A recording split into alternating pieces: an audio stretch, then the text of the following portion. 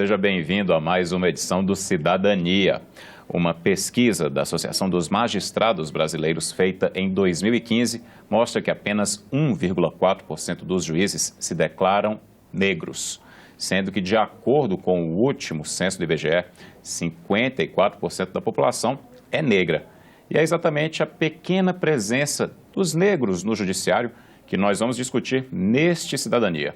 Nosso convidado é o juiz Edinaldo César Santos Júnior, mestre em Direitos Humanos pela Universidade do Estado de São Paulo e também professor de Políticas Raciais da Escola Nacional de Formação e Aperfeiçoamento dos Magistrados. Obrigado pela presença, Edinaldo, e eu já começo a te perguntar. A gente tem 54% de negros na população e 1,4% de negros na magistratura. E se esse índice não estiver certo, você já vai me corrigir. Mas a que se deve isso? É importante que a gente faça essa análise em relação à questão dos pretos e dos negros. Realmente, como você disse, nós temos uma população brasileira de 54% de negros, que englobariam, conforme o IBGE, pretos e pardos. Na magistratura brasileira, nós temos hoje realmente 1,4% de pretos, juízes como eu. Quando nós temos ainda os pardos, quando englobamos nesse percentual os pardos, nós não chegamos a 13%. Então, ainda há uma disparidade muito grande entre a realidade da população brasileira negra com a população negra ou a representatividade negra na magistratura brasileira. Essa pesquisa ela leva em conta o fenótipo, é a cor da pele, é quando você se declara, por exemplo, você falou claramente, né, preto como eu. Então, o juiz, quando entra, ele se declara preto ou pardo? Exatamente. Essa pesquisa, que na verdade é uma nova pesquisa, essa da MB de 2015, ela é uma nova pesquisa 10 anos depois. Em 2005 foi feita uma pesquisa anterior, onde os pretos na magistratura representavam 0,9%. O que significa dizer que em 10 anos, entre 2005 e 2015, o aumento foi muito pequeno dessa representatividade. Mas respondendo à sua pergunta, é por autodeclaração. Então, essa pesquisa, ela chega às nossas casas, às casas dos magistrados brasileiros, e nós então nos autodeclaramos. Se somos pretos, pardos, brancos ou indígenas ou amarelos, que seriam aqueles colegas de origem oriental. Vou aproveitar, tem duas questões que eu quero avançar. A primeira que eu te pergunto, nessa autodeclaração, existe aquela questão que, bem, isso é bem do Brasil, aquele racismo velado, a pessoa não querer se declarar verdadeiramente parda, preta, negra? Quando nós estamos discutindo políticas raciais e a gente vai um pouco para a história do Brasil, é importante, a gente acaba precisando diferenciar o racismo que outros países vivenciaram e que infelizmente ainda vivenciam, mas assim, que vivenciaram especialmente, a gente lembra dos Estados Unidos ou da África do Sul com o Apartheid. E o racismo no Brasil, ele sempre teve essa diferenciação de ser um racismo velado. E nós trabalhamos durante muito tempo com o mito da democracia racial, onde nós acreditávamos, e infelizmente alguns ainda acreditam, ou da inexistência desse racismo, ou de uma perspectiva de amizade, de que nós éramos amistosos, ou que seríamos um país de mestiços, todos mestiços, e, portanto, não haveria razão de se discutir a questão do racismo no Brasil. Então, sim, também respondendo a sua pergunta, porque nós temos exatamente em contraponto a esse mito de uma democracia racial, do outro lado, uma necessidade do embranquecimento. Como nós percebemos que ainda no Brasil, e é um fenômeno bem brasileiro, a gente imaginar ou ter dificuldade de chamar alguém de negro, porque a gente sabe que aquela palavra tem uma característica, ela tem um peso de inferioridade. Então, há aqueles que ficam pensando, inclusive, no falar politicamente correto e dizer assim, chamar alguém de negro, porque nós sabemos que essa palavra ela tem essa carga negativa no Brasil, apesar de você saber que aquela pessoa é preta, que aquela pessoa é efetivamente negra. Então, há esse fenômeno do embranquecimento. Eu venho de Salvador, de uma cidade que é majoritariamente negra. Salvador é a cidade mais negra fora do continente africano. Nós temos mais de 80% da população negra. E eu, que vim de uma classe média alta, de uma classe média, né, mas frequentei uma classe média alta, eu me vi fazendo uma análise de que eu participei, que eu vivenciei uma Salvador branca. Não obstante eu tivesse no meio, fosse negro e de uma família negra, eu era o único a frequentar a minha escola, eu era o único da minha sala, eu era o único andando no shopping, eu era o único frequentando aquele restaurante, estando na cidade mais negra fora do continente africano. Então, esse fenômeno do embranquecimento, o que é? É porque você sabe que ser negro no Brasil é algo que lhe inferioriza, que lhe coloca numa condição de subordinação. Então, tudo aquilo que deixa de ser negro, branco é. Então, há uma tentativa de embranquecimento populacional para sair dessa condição que, infelizmente, ainda nos inferioriza dentro da sociedade atual. E esse embranquecimento, ele se reflete bastante no judiciário. Queria que você falasse, na sua visão, um caminho para se resolver. Lógico que não magicamente, não há solução mágica para nada, mas a médio, longo prazo, seria a política de cotas para concursos públicos? Sim. A política de cotas, ela foi muito questionada, a DPF, não é? O Supremo Tribunal Federal já deixou isso muito claro, é constitucional. Nós participamos, somos do Brasil, que em 1969 ratificou um tratado internacional contra todas as formas de discriminação racial. Nesse tratado já havia previsão de cotas. Ou seja, a gente discutiu no século XXI algo que desde a década de 60 o Brasil já havia ratificado e ali há previsão de medidas positivas para que haja uma diminuição dessa desigualdade racial. Então, o Brasil já tinha se prontificado, já tinha se comprometido internacionalmente a adotar cotas, mas, enfim, talvez exatamente ainda na esteira desse mito, muito pouca coisa foi feita de lá para cá, e aí sim, a cota me parece um caminho razoável, não necessariamente para a diminuição da discriminação racial, mas sim para a diminuição da desigualdade racial que ainda permeia a sociedade brasileira.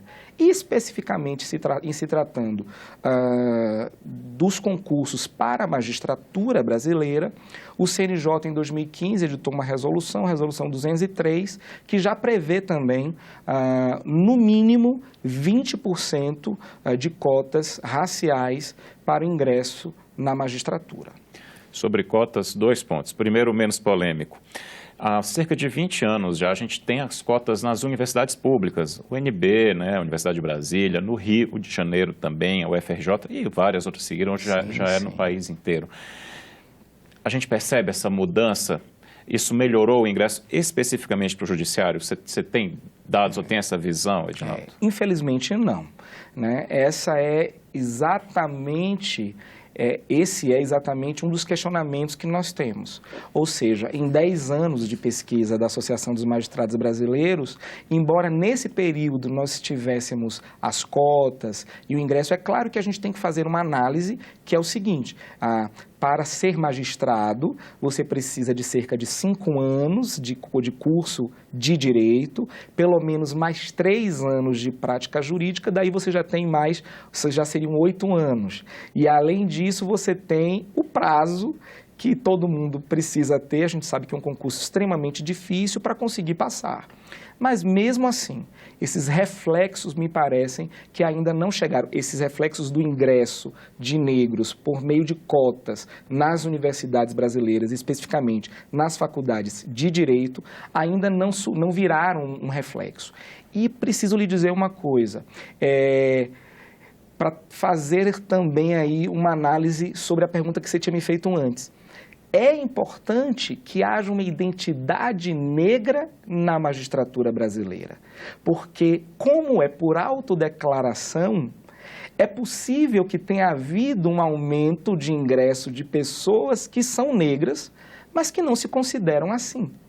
Então, é importante que nós nos reconheçamos, nos conheçamos, nos reconheçamos para que façamos uma discussão sobre quem efetivamente é negro na magistratura brasileira e o que a gente vai fazer para trazer outras pessoas para que a gente tenha uma magistratura mais plural, uma magistratura mais colorida, que reflita ou que traga um reflexo do que é a sociedade brasileira. É muito importante que alguém que seja negro possa ser também julgado por um juiz negro.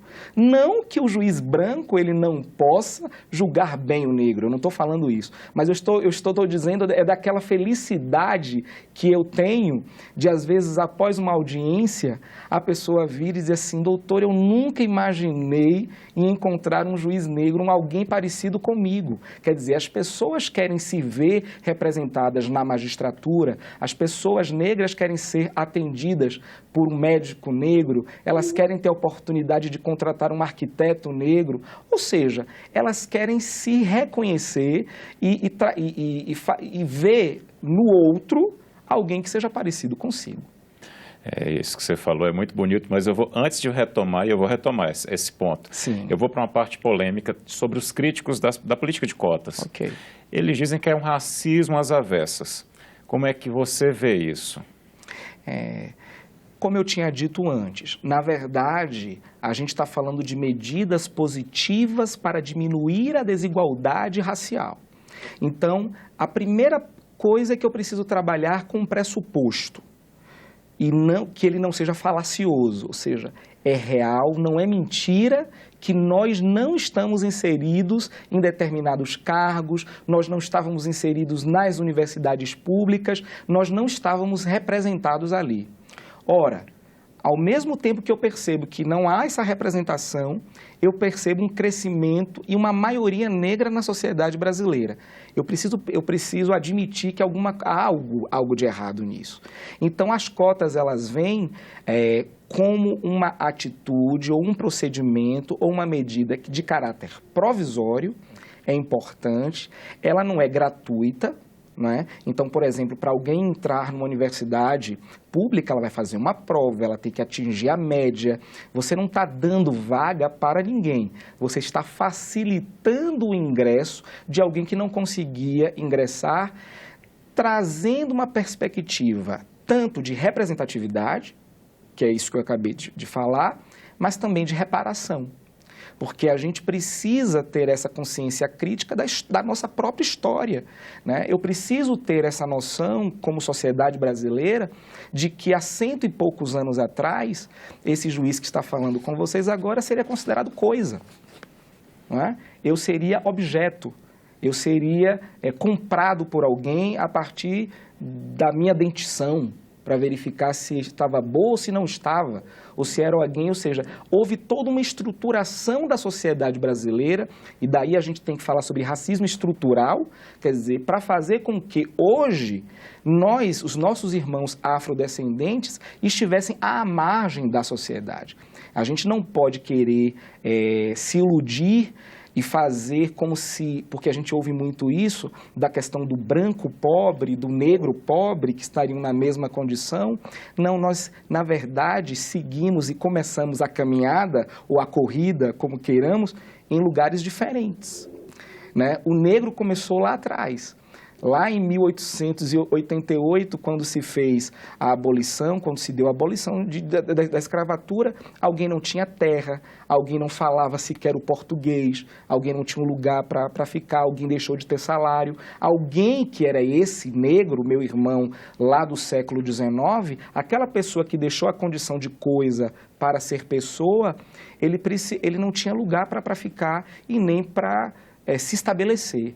E por isso que ele foi para a favela, por isso que ele foi para o morro, por isso que ele foi para a margem. E além do mais, que é algo importante que se diga, mais do que isso, eu não dei condição nenhuma de sobrevivência para ele e eu ainda criminalizei condutas. Porque se a gente vai para o final do século XIX e início do século XX, você vai criar o crime de capoeira. Quer dizer, você criminalizou uma conduta que era eminentemente negra. E cultural. Não é? Você criminalizou mendicância, você criminalizou vadiagem, e o vadio não era aquele playboy que não queria trabalhar, o vadio era aquele que não tinha um emprego e estava na rua precisando. Então, assim, é importante que a sociedade brasileira se aperceba de que o negro no Brasil, a saída dele é em desvantagem. E nós não fizemos durante muito tempo nada para reparar isso. As cotas vêm hoje com essa condição de não fazer uma discriminação contra o branco às avessas, mas, na verdade, fazer uma reparação histórica daquilo que a sociedade brasileira fez com os seus próprios membros, não é? Que são os negros que vieram de África e, evidentemente, não é para a vida inteira. Eu espero que não precise demorar muito tempo, que daqui a poucos anos a gente conseguisse, mas não é bem assim. Mas, por exemplo, a própria cota prevista no CNJ é com 5 mais 5 anos, vai se fazer uma reavaliação. Então, assim, a gente espera que daqui a 10 anos a gente possa estar conversando novamente e a gente possa estar trazendo uma outra perspectiva de percentual e não seja tão surpresa para as pessoas que talvez estejam nos assistindo de estarem ouvindo um juiz negro que represente 1,4% da magistratura nacional. Edinaldo, você trouxe exemplos, voltando um pouquinho porque a gente tinha falado, eu disse que a gente ia retomar, exemplos positivos de pessoas que foram cumprimentar você e que se viram representadas. E que a representatividade é importante. Vou te fazer uma pergunta da tua experiência pessoal. Sim. Você sentiu preconceito racial como juiz dentro de uma estrutura elitista e historicamente branca? Sim. Eu digo sempre, na tentativa de melhor responder a sua pergunta, que, na verdade, a sensação de não pertencimento é maior para mim, que consegui atingir, que cheguei a um lugar na sociedade que me dá status e que me dá uma posição financeira melhor. As pessoas questionam muito, e muitos dos que estão em casa possivelmente pensam da mesma forma. O problema do racismo no Brasil, ele é econômico e social. Se você empoderar o negro dando a ele dinheiro ou status, ele não vai sofrer racismo. E aí eu tenho que dizer para essas pessoas que infelizmente não é assim. Porque essa ideia de não pertencimento, ela fica muito maior para o negro que chega num lugar onde, regra geral, ele não está. Então, as pessoas, essa sociedade, essa estrutura racializada que nós temos, ela não consegue conceber um negro ali, um preto ali. Eu vou te dar um exemplo, respondendo a sua pergunta. Eu estava no meu gabinete, né? A pessoa entrou, o advogado entrou no gabinete do juiz. E eu estava lá, dentro do meu gabinete, paletó, gravata, com um processo na mão, e eu estava com o meu assessor, que se parece fenotipicamente com você, mas ele estava de camisa de manga curta, conversando comigo, o advogado, ele muito mais jovem que eu, o advogado vai em direção ao meu assessor e diz assim: doutor Edinaldo, o senhor poderia aqui dar uma olhada? E o rapaz disse: não, doutor Edinaldo é ele. O advogado ficou sem saber o que fazer, mas por quê? Porque aquele advogado, eu brinco sempre, que se eu não tivesse na ponta, na audiência, a possibilidade das pessoas não compreenderem que aquele ali era juiz seria muito grande. E elas têm 98,6% de chance de acertar, de que aquela pessoa efetivamente não é o juiz. Então, na verdade, constantemente eu vivencio a questão do preconceito e do racismo. Te comento uma outra coisa do meu dia a dia. Cheguei na academia com um carro, meu carro importado, estou indo para a academia, estou lá chegando, a pessoa pega e entrega a chave do carro, diz assim, por favor, negão, por favor, estaciona ali o meu carro. Porque nesta sociedade em que vivemos, aquela pessoa não vai acreditar que o motorista do carro importado seja o dono do carro. Então, são essas questões da estrutura da sociedade que, por mais que algumas pessoas digam, mas eu não sou racista, né? Mas elas convivem, elas estão inseridas dentro dessa sociedade.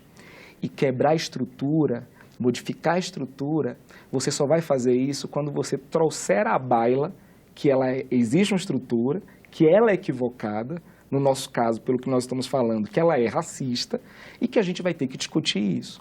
Eu acho que a gente ficou durante muito tempo, talvez porque não tivéssemos representantes para tal, calados, sem trazer essa discussão de que nós vivemos diuturnamente esse tipo de problema. Essa hipocrisia do conceito da democracia racial proporcionou isso, né? Isso. Se dando exemplos do nosso racismo velado. Exatamente. Vou aproveitar para fazer uma última pergunta.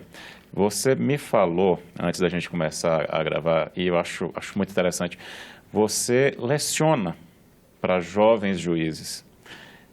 Esses jovens juízes, essas turmas de jovens juízes que você tem ensinado, você tem visto aumentar a representatividade negra? Olha bem, eu tenho tido o prazer de ser professor de políticas raciais da Escola Nacional de Formação e Aperfeiçoamento de Magistrados, a Infam. E eu ministro aula nos módulos iniciais. Então, hoje eu tenho viajado o Brasil. Sempre que novos juízes chegam para os tribunais, a Infam, no módulo nacional, passa pelo menos uma semana com eles, trazendo uma série de temas, e políticas raciais hoje é um dos temas do módulo inicial.